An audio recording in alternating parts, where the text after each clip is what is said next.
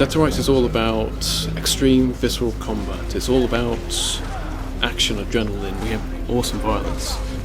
When we started working on Jack Slate at the initial concept stage, it was important to convey everything about his character and his abilities at a single glance.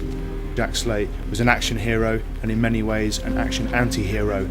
Although his face conforms to heroic stereotypes, there's also an expression in his eyes and in his neutral face that suggests thinly shackled urges of violence and a feral nature that ties him to Shadow.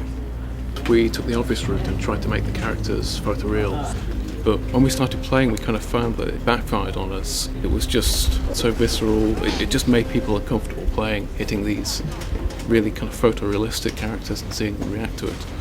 We didn't want to water down the violence and the action, so we took a different route and a different approach to the characters, made them stylised and graphic, and we just felt this worked so much better.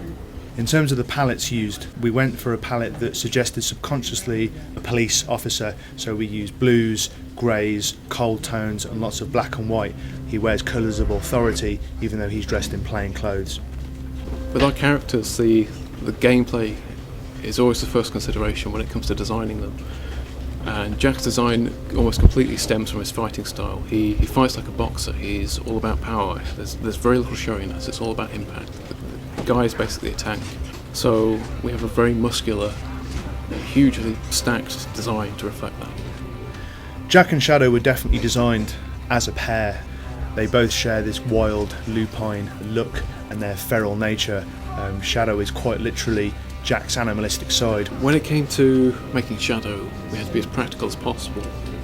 He's an agile and powerful character, and we needed to make sure that the model would allow the animators to move him in such a way that this was clear.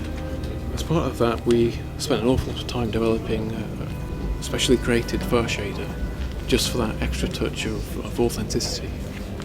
Shadow looks like a real dog, he acts like a real dog, he feels as if he's that proper canine as opposed to some stupid AI buddy. Shadow shares a palette to Jack. He's in black and white because he's a wolf Malamute, but also with lots of cold tones in his fur to link him to Jack visually.